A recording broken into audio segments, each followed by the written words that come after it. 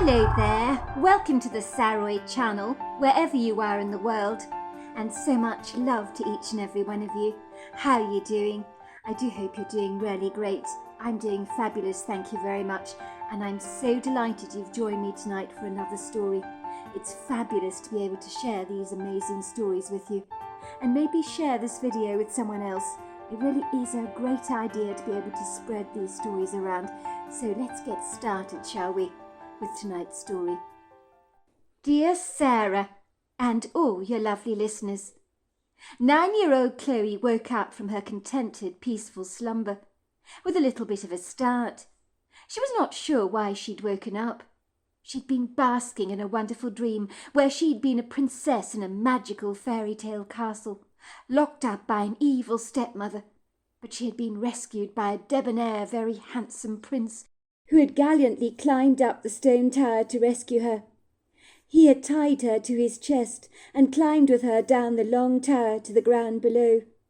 She found herself being gently placed on the back of his big black stallion, and they gallivanted away together at the speed of a rocket. When her wicked stepmother realized what had happened, she mounted her horse and was galloping after them, but the prince outwitted her wicked stepmother, and as every fairy story ends, the prince and the princess lived happily ever after. The dream had felt so real, and Chloe didn't want it to end. Opening her eyes, she was greeted to the familiar shapes and silhouettes of her bedroom, which was so disappointing when she thought she'd find herself in an opulent palace with a handsome prince staring down at her, telling her unequivocally that she was the most beautiful princess in the entire world. Still, it had been a good dream. She smiled to herself contentedly. She had liked being rescued by that very handsome prince in her dream. Chloe's sleepy eyes were still furred up with sleep, her curly ringleted brown hair flat on one side, where her sleepy head had been pressed against the pillow. Mamma had read her a bedtime story, and then she'd gone off to sleep so fast she didn't even remember the end of the story. Mamma would have to read it all over again tomorrow night, and she looked forward to that. She sat up carefully to listen, but the house was steeped in what she considered an uncongenial silence. She couldn't hear a single sound, and that ominous silence made Chloe rather nervous, but she needed to make a very necessary trip to the bathroom, along the corridor, or otherwise she'd wet her bed, and if she did that, it would make Mamma very upset. The last time she wet her bed, it had been because she'd been so scared out of her skull, but the revelation had gone down like a lead balloon with her mother. "I thought there was someone in my bedroom," she explained to Mamma. "I thought there was a ghost in the closet because the door was creaking. It was opening and closing all on its own." "That's no excuse, Chloe. There was a wind blowing outside the house last night. You know your window was slightly ajar. That's probably why your closet was opening and closing, swinging on its own accord. You're a big girl now. Big girls don't wet their beds, do they? And there was no one in your room last night, sweetheart. It was your imagination playing tricks with you. You have a night light on, and if you're scared during the night, take Teddy Bear with you to the toilet. Teddy will keep you safe, but you must never wet your bed again. Do you understand that?" Chloe had nodded. "I'm sorry, Mum. I'll be brave next time." "Good girl." Reluctantly she climbed out of bed, rubbing her upper face with the back of her arm, surveying her environment through narrowed eyes. Her Mickey Mouse-shaped clock on her bedside table read 11:30 at night. It was really late, but Chloe was not remotely tired. The night light on in the entrance hall cast soft shadows over her bedroom walls, so that Chloe could see where she was going and make out the definitive shapes and details of all the furnishings in her bedroom. Ostensibly, without a night light on, Chloe would be far too scared to get out of bed, for she hated the darkness with a passion. It always made her feel very vulnerable, as if there were ghosts wandering around the entire house, watching her every move, staring at her. Mamma had told her all old houses could have ghosts, and the Queen Anne house they lived in Los Angeles was very old indeed, But although Chloe had not seen a ghost yet, she was terribly afraid that she would. Chloe cautiously climbed out of bed, her tiny little feet padding across the creaking wooden floor, which felt rather cold to the touch. In her arms she carried Mr. Winkle, very tightly, but she wasn't sure one-eyed Mr. Winkle, her teddy bear, was that good at protecting her from ghosts. But if Mamma thought he would, well, she'd bring him along for the ride anyway. She opened her bedroom door to full capacity. It also creaked and groaned in protest. The light in the corridor seemed quite bright, as the moonlight from one of the overhead open windows flooded across the entire landing. So Chloe made her way to the toilet with effortless ease and without much trouble. After Chloe relieved herself, she glanced down the staircase and saw the lights downstairs were fully on. And very suddenly the soft sound of music drifted up the staircase, along with the droning mumble of a man and woman's voice, interspersed with light musical laughter. Mamma was downstairs with Eddie, so the occupants in the house were clearly not fast asleep, as Chloe had first assumed. She was now very much wide awake, realizing that the coast was clear, with Mamma safely downstairs. So she clandestinely slipped into Mamma's bedroom en suite. That was rather dark, but thankfully one of the Tiffany bedside lamps on Mamma's nightstand was still on. So it was not scary walking into her bedroom, with its stunning wooden-panelled walls and elegant old-world wallpaper, with its gold and burgundy floral designs. Chloe was not usually this energized at this late time of the night, but after dreaming about princesses, she wanted to dress up like one right now. It would certainly make her dream feel all the more real. She entered Mamma's bathroom, putting Mr. Winkle on top of the smooth marble countertop. She knew she shouldn't be in Mamma's bathroom. It was dark in the bathroom, but she hurriedly switched the make-up lights on, so it was soon bathed in a soft, dewy light. Chloe felt the excitement buzzing around her chest, the feeling of unbridled enthusiasm she found herself experiencing every time she was in Mamma's bathroom en suite. Mamma was telling her often enough not to meddle around in her bathroom, but Mamma had so many nice things that a little girl like her found completely irresistible. Bottles of expensive creams, perfumes, and drawers in her bureau filled with beautiful makeup, and Mamma liked to buy expensive makeup from the pretty girl behind the Yves Saint Laurent counter at the store. Mamma said the girl, whose name was Lauren, always knew what makeup colours would suit her the best, especially when she had dyed blonde hair and brown eyes.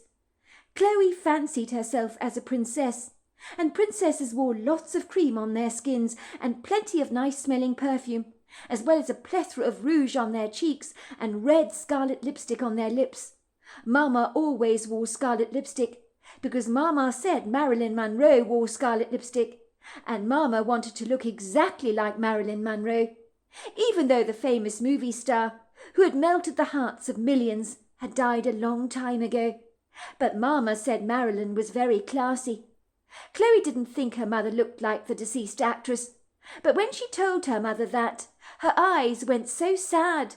So Chloe told her she looked prettier than the actress, and her mamma had burst into a big smile and said, "You think I look prettier than Marilyn Monroe, do you, Chloe?"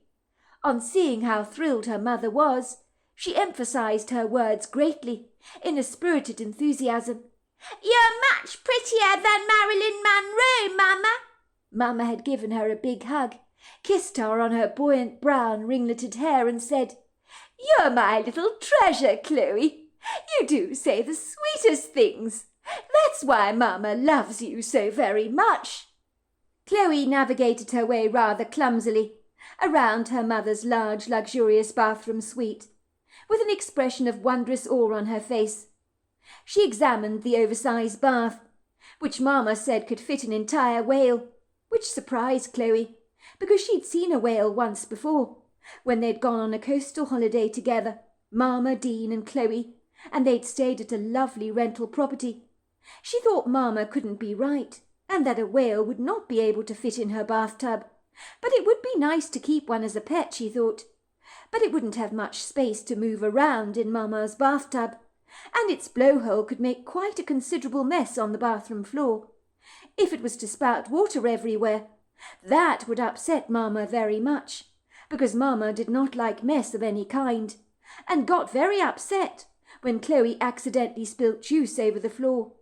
Aside from that, Mama would be forced to take showers, and that would not please her greatly, as Mama liked to spend hours and hours soaking in a long warm bubble bath that smelt of rose geranium, listening to Mozart in the background, and drinking a glass of ice-cold Cabernet Sauvignon. She could hear her mother downstairs in the kitchen, chatting away happily to her boyfriend Eddie. She could hear the clattering sound of cutlery, which suggested the couple were having a late-night snack. Mama always liked to eat bread and cheese late at night. She said it complemented the flavour of the wine she would drink, and Mama always bought expensive cheeses and wines. The voices in the kitchen sounded energised and effusive, but Eddie's voice sounded slurred, as if he had been drinking an awful lot, and had overdone it.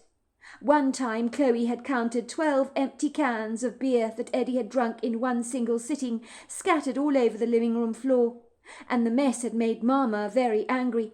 She had called Eddie a lazy slob, and on one occasion he was so bladdered she had personally discovered him the following morning passed out on Mama's couch, snoring so loudly it had given her quite the start.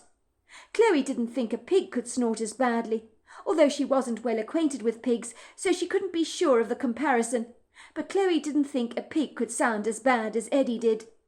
Chloe didn't like it when her mother drank too much, but luckily that didn't happen too often. She seemed to hold her alcohol rather well. When she did drink too much, her words would go all wonky and weird, and she'd sound incredibly strange, and it had scared Chloe to see Mama like that.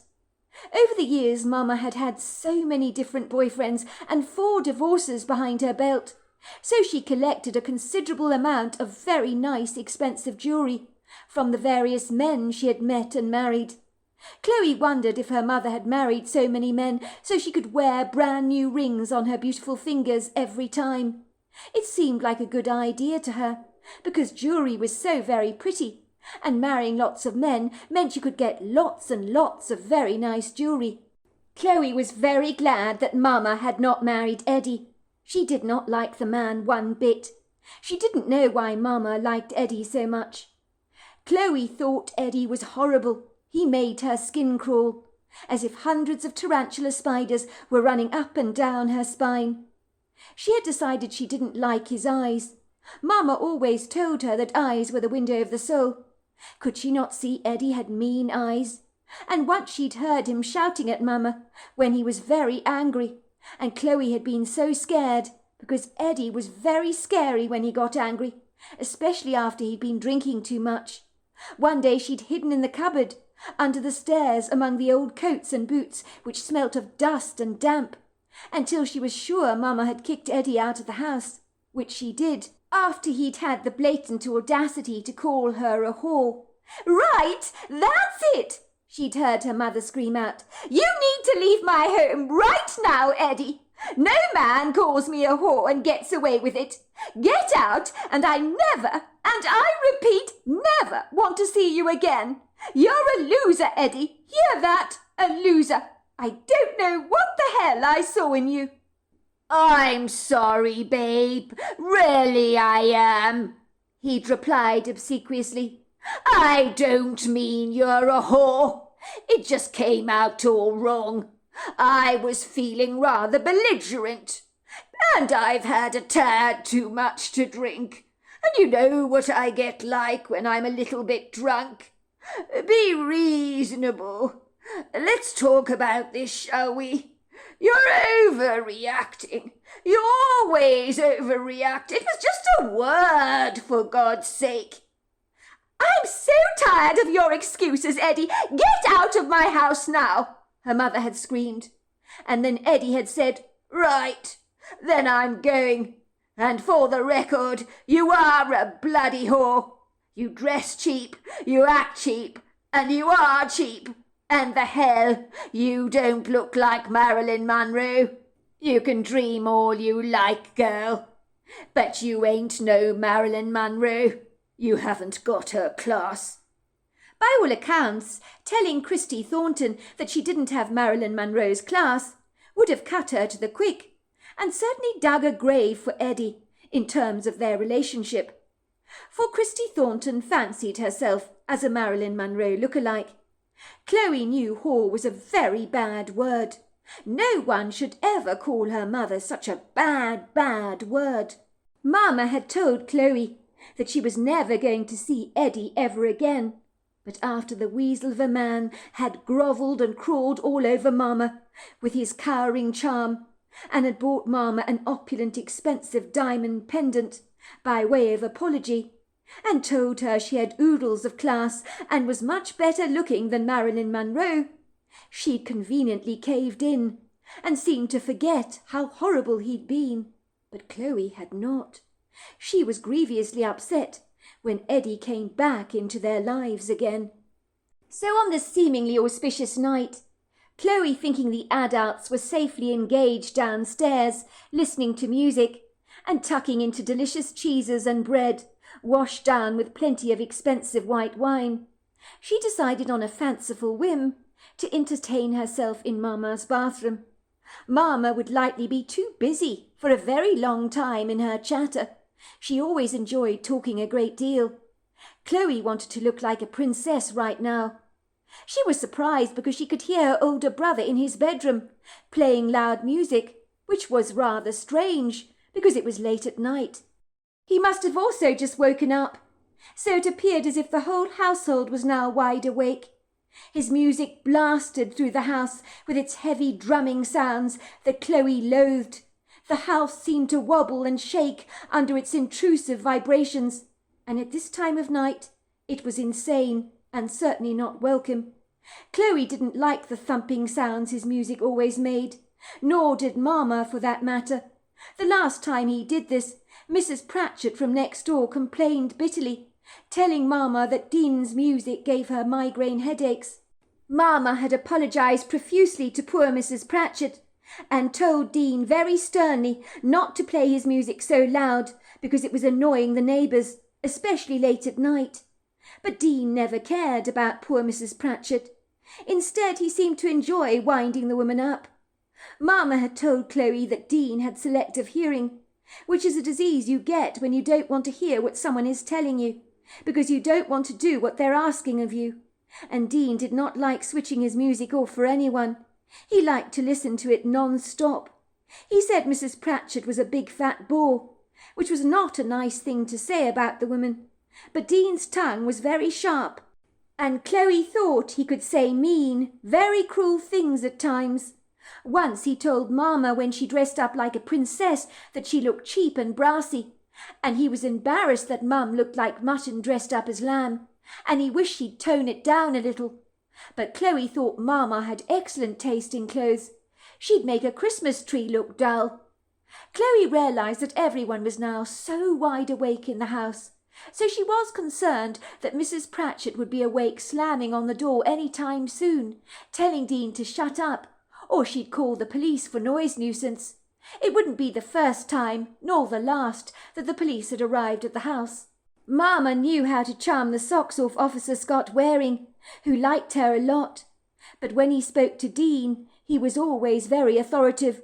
"Son," he would say, "it is not appropriate for you to play your music loudly at night. The neighbours in this area do not like it. We've had a number of complaints from residents for the noise nuisance." Dean had said, "Yes, sir," but he never listened, not for very long anyway. Mama said that Dean was mulishly stubborn and very cantankerous. Chloe was sure her brother must have a hearing impediment, because the music was always so incredibly loud. It vibrated thunderously through the entire house. When even she went to her brother's room, he was always saying, "Raise your voice, Chloe. Speak up. I can't hear you." But you could never hear a thing with the music blaring that loudly. Chloe had tried to shout at her brother as loud as she possibly could, but the music was so dominant that he never ever heard her. Chloe told Mama that Dean was deaf, but her Mama had just laughed and said, "No, silly, he's just a rebellious teenager, that's all. He loves playing his music obnoxiously loud." "But he upsets Mrs. Pratchett next door," Chloe had said.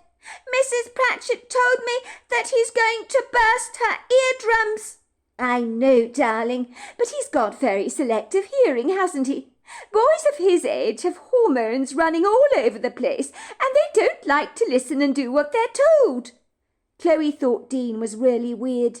He painted his room black, and Chloe thought black was a very ugly colour. Boys could be so very peculiar, and Dean was the strangest of them all.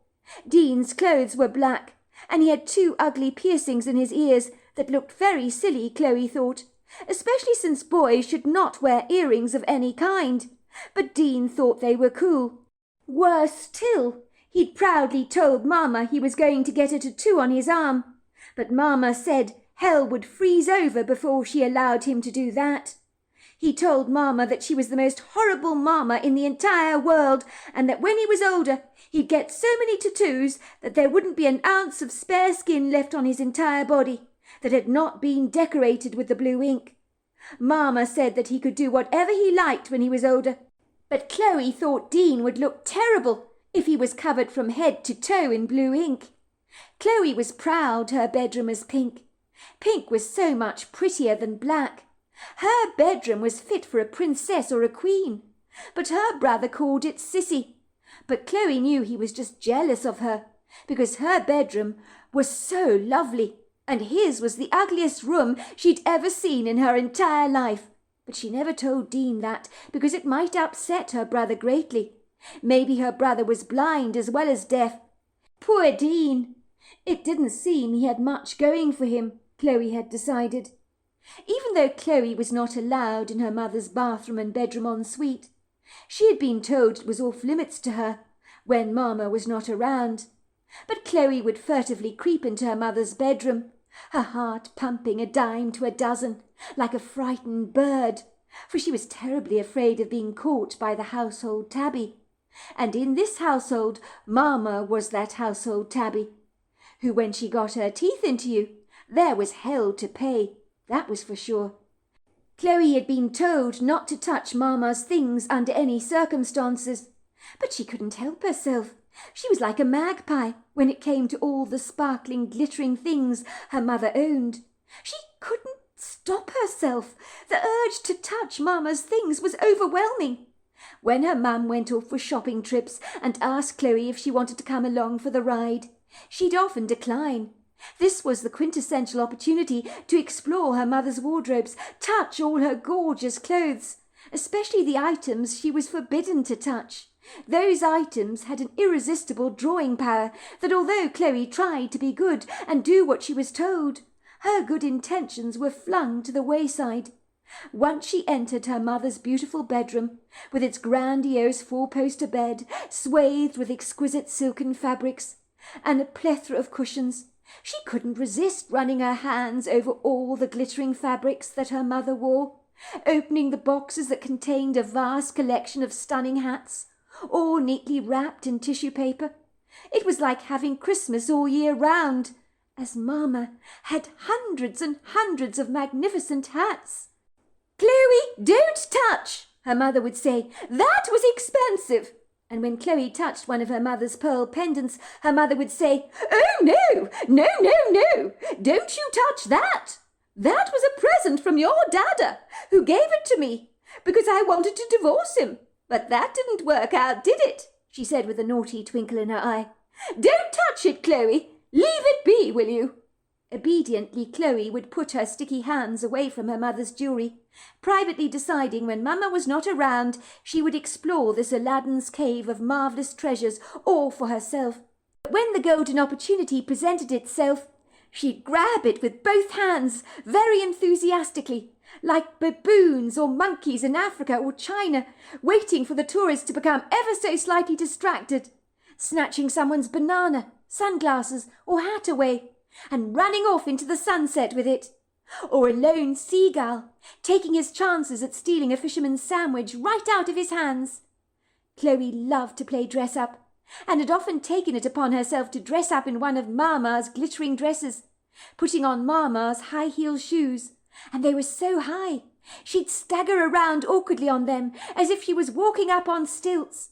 It made her feel glamorously grown up and so much taller than she actually was. She'd try on one of her mama's gorgeous hats. Her favourite one was a Jackie Kennedy hat. It looked incredibly good on her, she thought, with the pink netting covering her eyes that gave her a mysterious, sultry look. Then with her tiny explorative fingers she grabbed lots of long dangling jewellery from her mother's jewellery box, flinging it over her little neck. There was no point in being modest, was there? Why not wear as much as you possibly could? And then you'd really be a very grand princess indeed. She would stare at herself admirably in the long free-standing mirror in her mamma's bedroom. The last time it had happened, she'd virtually hugged her reflection that stared back at her in the mirror. She really did look like a princess. The silvery dress that was short on her mother cascaded on the floor like a long curtain, and all mamma's long necklaces looked amazing on her. It would seem as she had been parading around in the mirror, studying herself at every angle, she heard a loud, obnoxious laugh. It almost sounded like a hideous bellow. Ha ha ha! Dean was staring at her in the doorway, his face creasing up in laughter as he snorted. "What are you doing, Chloe? You look ridiculous." But he'd pulled his cell phone out of his pocket and had hurriedly snapped hundreds of pictures of his sister, sending them to friends, because he said Chloe looked so silly. He seemed rather pleased with the immediate responses he got back from his friends, which ranged from, "Your sister is damn cute," "Hilarious, made my day," "Has your mother got any makeup left?" Chloe had been mortified, her face crunching up in an expression of grave concern. Please, Dean, don't tell Mama. She says I can't play with any of her stuff. I'm not allowed to touch anything, you see. If she knows, she's going to be very cross with me." "I can see why," Dean had snorted. "You look ridiculous, Chloe, like a clown. You shouldn't be messing around with Mama's stuff. How much of that rouge did you put on your cheeks? Your lipstick is all smudged. It's not even on your lips. It's all over your mouth." "Don't be so mean and so spiteful, Dean," she had cried out indignantly, tears rolling down her cheeks like lonely raindrops. Her brother could be so mean. She knew she looked like a princess, and nothing her brother could possibly say could convince her otherwise. She'd been terribly afraid that Dean would betray her trust and tell Mama what she'd done. Because if Mama had known that Chloe had been messing around with all her stuff while she was out shopping, playing dress-up, she'd be mad as hell. Chloe didn't like it when her mother got mad. Her face would grow as red as a tomato. Her very elegant, aristocratic-looking nose would twitch, and her brown eyes would significantly darken. And when they grew dark, Mama could become quite scary.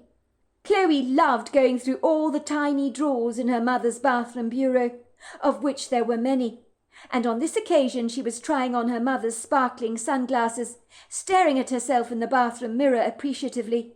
The glasses virtually swallowed up her entire face, making it look very tiny, but Chloe didn't care.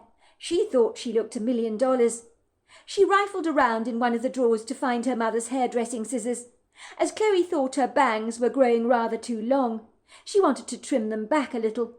Mama religiously told her that only a hairdresser should cut her hair back, but Chloe always cut her bangs when her mother wasn't looking, and happily snipped off the ends of her fringe, privately thinking she did a better job than the professionals. She placed the scissors back on the countertop and sifted through the top drawer of her mother's bathroom bureau to look for the lipstick. She had so many lipsticks to choose from, in hundreds of different shades of scarlet, and Chloe smothered her lips in a cherry red colour, deciding that she did look rather dashing. She dabbed a powder puff on her face and sprayed a little of her mother's floral perfume that smelt of roses, Paris by Yves Saint Laurent. That was when she heard her mother's raised voice, and the sound of her footsteps padding up the creaking staircase rather quickly. It always groaned, that staircase, rather like a cantankerous old man that was perpetually grumbling. You could always hear people coming up the stairs from a mile away, and Chloe was in no doubt the footsteps she was hearing belonged to Mama. She knew the sound of her Mama's feet, better than her own name. Chloe began to panic. She froze to the spot. She knew she was about to be caught red-handed in Mama's bathroom. She trembled. The lipstick fell from her hands, crashing onto the floor. She quickly tugged the makeup light off, so the room became as black as night, and Chloe tiptoed very discreetly to the shower cubicle, hiding behind the curtain, hoping she would not be discovered by Mama. Even though the bathroom was black as ink, Chloe was more scared of her mother right now than any ghostly apparition that might saunter into the bathroom. Indeed, the latter right now would be preferable. At least a ghostly entity would not shout at her for misbehaving. She could hear her Mama slamming the bedroom door behind her, throwing her shoes against the wardrobe with such an aggressive sound, something that she was in the habit of doing when she was as mad as a hatter. Mama threw things when she was like that, shoes, books, anything else you could ever think of. "Bloody loser! Bloody loser!" she was muttering under her breath. "Bloody loser!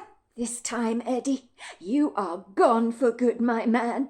You can buy me the crown jewels for all I care, and I won't budge an inch. I won't budge an inch. Get that? I want you out of my life, and I never want to see you again." Chloe was surprised her mother was muttering all to herself. Clearly she was infuriated with Eddie about something. Could she dare to hope that finally Mama had seen sense and sent the obnoxious man packing with his tail between her legs? Chloe had been perpetually terrified that her mother would eventually invite Eddie to move in with them, but thankfully that had never happened. Although there had been too many occasions to remember when Eddie, who had stayed overnight at their home and shared their mother's bed, had been staring at her over her Rice Krispies, and Chloe thought he was such a creep. Mama had reassured Chloe that she'd never ever get married again. "Don't worry, sweetheart. Mama likes having lots of fun, but no one is moving into this house any time soon. And Mama, no, she's not going to marry ever again. I've got 4 divorces behind me. I'd be insane to go down the aisle again." "But what if he buys you a very big, sparkling ring?" Chloe had asked her mother gingerly. "Then you will want to marry him 'cause you want the ring." "No, sweetheart. Mama's got too many diamond rings already. She doesn't need any more. There's no space left on my fingers, is there?" Chloe wasn't sure her mother could not be persuaded to change her mind, especially if the diamond ring was exceptionally big. The next thing Chloe heard was Eddie's heavy, thunderous feet trudging up the staircase. He was a rather ungainly fellow. Under his ponderous gait, there was no doubt he was about to enter the bedroom. The staircase groaned in protest, not appreciating his heavy weight. She heard her mother's indignant, outraged voice. "I thought I told you to bloody leave, Eddie. You promised you were leaving. What the hell are you still doing here? I told you this time it's over between us, and I meant every word of it. I told you to throw the key through the letterbox and be gone. What are you still doing here? I told you, you're surplus to requirements. Now I am completely done with you. I need you in my life like a hole in my head. And when I say I don't want to see you again, Eddie, this time I unequivocally mean it. I know you've been cheating on me. I saw the message on your cell phone when you went to the toilet. I wasn't born yesterday. It was clear to see. Eddie, I can't stop thinking about you, Eddie. Oh, Eddie, you're the best. I'm not a bloody idiot. Now, will you get out? I don't want to see you again. I am furious. Don't be like that, babe, came Eddie's slurring words. Be reasonable. Why are you never reasonable? It's a girl with a crush on me, that's all. Nothing happened between us. I'm not going anywhere. Look at me. I'm completely sloshed. If I get into my car right now, I might cause an accident. Now, do you want that? I can't drink and drive. It's against the law, you know. When have you been so concerned about the law, Eddie? Take a taxi home then, or sleep on the couch downstairs for all I care. But leave me the hell alone, and I want you gone in the morning. When I come downstairs tomorrow morning, I don't want to see you here. I never, and I repeat never, want to see you again. Get that into your thick head, Eddie. Or are you so damn thick-skinned that nothing penetrates into that ugly skull of yours? My suggestion is you go and snuggle up to that little tart who thinks you're the best thing that she's ever seen. She's got a screw loose not seeing you for what you really are, a complete loser. You're so lovely when you're angry, Christy. Come on, don't overreact. I told you it meant nothing. We just, got together for a drink, but nothing happened. Why don't we just kiss and make up? You know you want to. You're getting all heated up about nothing. You're just a little jealous, are you not? I'm not jealous. I'm furious, Eddie. Furious. No one takes me for a fool and disrespects me like this. I told you, it is over. Chloe tiptoed across the bathroom and around the door. She had an ominous feeling of impending dread rising up in her gut. She could literally sense the tension and anger boiling up in the atmosphere, and what she saw next made her almost jump out of her skin in shock. She saw Eddie was pushing her mother forcefully into his arms, trying to eat her face off with one of those slobbery, disgusting kisses. But Mama was not remotely happy, and was pushing him away, telling him to stop. But Eddie refused to listen. Instead, he seemed all the more determined to maul her mother. "Get your hands off me!" came Mama's voice. "You're a slobbering drunk! You disgust me! Get the hell out of my house! I told you to leave! Forget sleeping on the couch tonight. I've changed my mind. Get a bloody taxi and leave!" "I'm not going anywhere, you bitch," Eddie snarled. "You hear that, Christy? I'm not going anywhere, bitch." As Chloe stood there in the bathroom, peeking around the corner, she could sense something was going terribly wrong.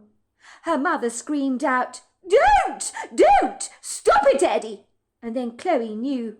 Even at 8 years old, Eddie was killing Mama. He was so drunk, he was completely out of control. Her mother was desperately trying to fight back with all her might, but Eddie was far too strong for her. She could smell the powerful stench of his alcohol all over the room.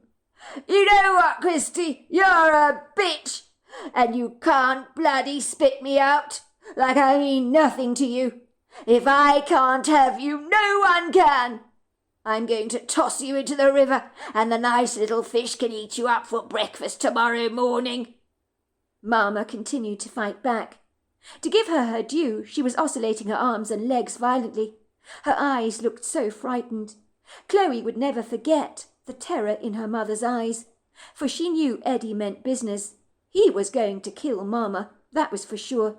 Chloe stood in the doorway, paralysed by fear, her knees crumbling beneath her, watching a scene unfold that no girl her age should ever have to witness. Eddie had to be stopped. He was unhinged, completely deranged, drunk out of his skull. He was squeezing Mama's neck. He looked incensed. Chloe knew he had to be stopped. Her heart thundered in her chest. Her body quivered and shook like a leaf. She had to save Mama. She hit Eddie on the back as hard as she could, shouting, "Stop! Stop! You're hurting Mummy! Stop, Eddie! Stop! Please stop, Eddie! You're hurting my Mama!" But Eddie refused to listen. Chloe instinctively reacted. She had to save Mama, so she stabbed the scissors in Eddie's back again and again and again, as hard as she could. The pain was excruciating for the man. Eddie released his hold of her mother, slumping to the ground, glaring up at Chloe. He growled, "You bitch!